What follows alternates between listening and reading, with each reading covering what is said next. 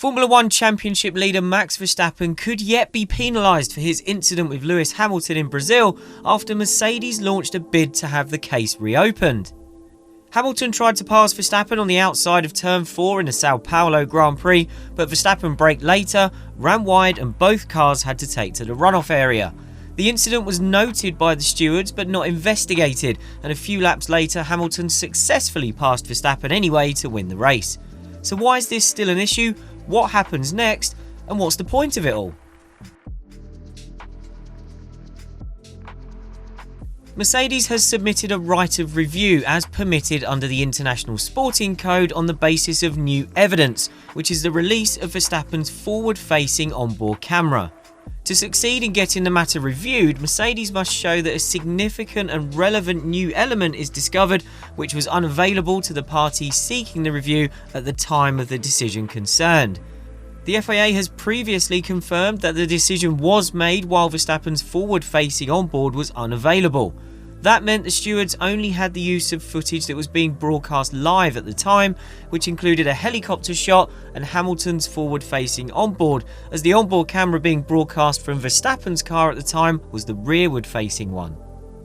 Plus, as the incident did not lead to a full investigation, FIA race director Michael Massey said the stewards also would not have reviewed the telemetry from Verstappen's car, showing his entry speed, braking point and steering inputs.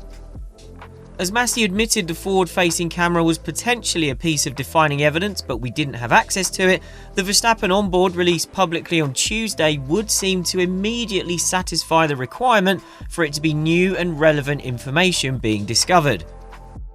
But the stewards could theoretically object that it is significant if they feel the images they already had access to were sufficient to reach a decision.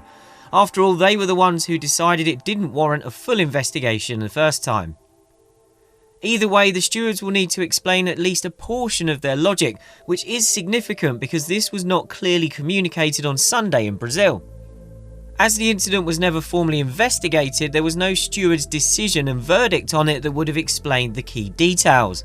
That includes why it was not worth investigating a breach despite Verstappen not being in control and running off track, when incidents involving Sergio Perez and Lando Norris in Austria and Pierre Gasly in Turkey led to offences even though they kept their cars on track. There was also no indication whether the stewards felt Hamilton's own entry speed into the corner meant he was unlikely to stay on track himself, and whether that was a defining factor.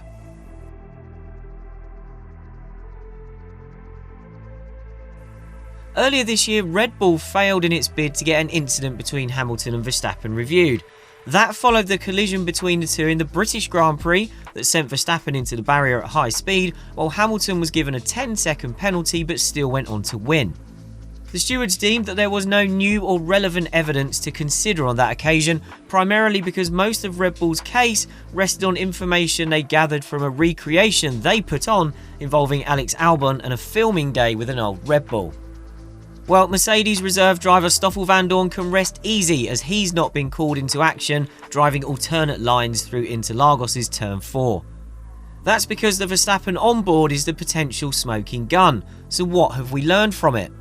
The onboard shows that at the braking point, Verstappen's front wheels were overlapping with Hamilton's rear wheels at the point Verstappen starts to apply steering lock.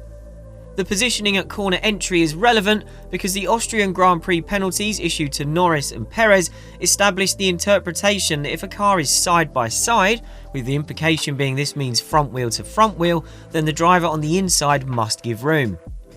Verstappen never winds off the steering lock, although there is a slight hesitation early in the turn-in phase. But what is clear is that as he moves towards the apex, he does pick up some understeer that ensures he misses the apex. To fully understand what the onboard shows, it would be necessary to align it with the detailed telemetry data showing steering trace compared to any comparable laps, speed and crucially the brake trace. Remember, the stewards did not look at this data first time around, even though unlike the onboard footage it would have been available.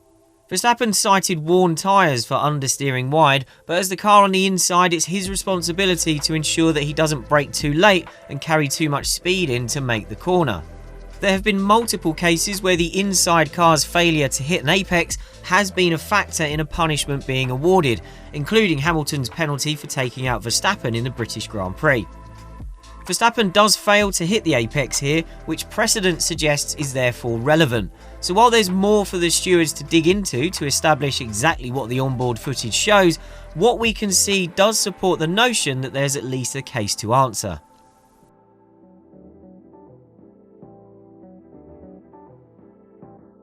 There seems a good chance Mercedes will at least get the review they're chasing. As that would mean a proper look at the incident, it's possible the stewards will determine Verstappen should be punished. That could be a time penalty added to the race or a grid penalty. The latter would be something small like 3 places.